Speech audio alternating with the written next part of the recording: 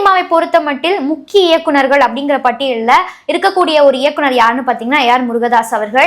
இவர் பார்த்தீங்கன்னா இவருடைய வரலாற்றை பார்க்கும் பொழுது பல நட்சத்திர நடிகர்களை வைத்து பல சூப்பர் திரைப்படங்களை கொடுத்திருக்கிறாரு. இவருடைய திரைப்படத்திற்கு அப்படின்ற ஒரு தனி ரசிகர்கள் பட்டாளமே இருக்கு அப்படின்னு சொல்லலாம். ஏன் பார்த்தீங்கன்னா இவருடைய கதைக்களம் ஆகட்டும், இவர் சூஸ் பண்ற ஒவ்வொரு கேரக்டருமே பார்த்தீங்கன்னா ரொம்பவே டிஃப்ரெண்டா இருக்கும். அதனாலேயே தனி ரசிகர்கள் பட்டாளம் இருக்கு அப்படின்னே சொல்லலாம். தற்போது கூட பார்த்தீங்கன்னா நடிகர் சிவகார்த்திகேயன் அவர்களுடைய நடிப்புல மாதரசி அப்படிங்கிற ஒரு திரைப்படத்தை இயக்கி வருகிறாரு. மேலும் நடிகர் சல்மான் கான் அவர்களுடைய நடிப்புல பாத்தீங்கன்னா சிக்காந்தர் அப்படிங்கிற ஒரு திரைப்படத்தையும் இவர் இயக்கி வருகிறாரு. இவ்வாறாக ஏஆர் முருகதாஸ் அவர்கள் நட்சத்திர நடிகர்களை வைத்து பல சூப்பர் திரைப்படங்களை கொடுத்திருக்கிறார் அப்படின்னு சொன்னாலும் இவருடைய வரலாற்றை புரட்டி பார்க்கும் பொழுது பல நட்சத்திர நடிகர்கள் இவருடைய திரைப்படத்தை வேணான்னு புறக்கணிக்கவும் செஞ்சிருக்கிறாங்க.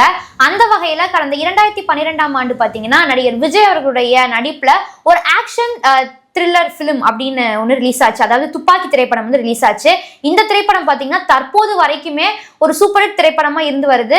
மக்கள் இப்போ வரைக்குமே இந்த திரைப்படத்துல வர ஒவ்வொரு காட்சிகளையும் ஒவ்வொரு பாடல்களையும் ரசித்து வருகிறார்கள்.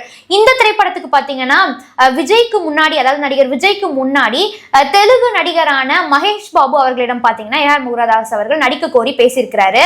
ஆனா மகேஷ் பாபு அவர்கள் இந்த திரைப்படத்துடைய கதை எனக்கு பிடிக்கல அப்படிங்கிற மாதிரி சொல்லி இந்த திரைப்படத்தை புறக்கணிச்சிருக்கிறாரு. அதன் பிறகுதான் நடிகர் விஜய் அவர்கள் இந்த திரைப்படத்துல நடித்திருந்தாரு.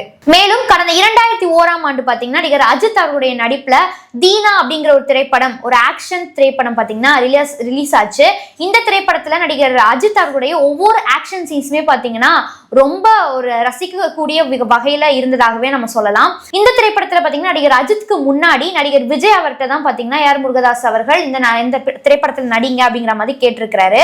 ஆனா இந்த திரைப்படம் எனக்கு வேணாம் அப்படிங்கிற மாதிரி நடிகர் விஜய் அவர்கள் புறக்கணித்த பிறகு நடிகர் அஜித் அவர்கள் இந்த திரைப்படத்துல களமிறங்கி நடித்து இந்த திரைப்படத்தை ஒரு சூப்பர் திரைப்படமா கொண்டுட்டு போனாரு.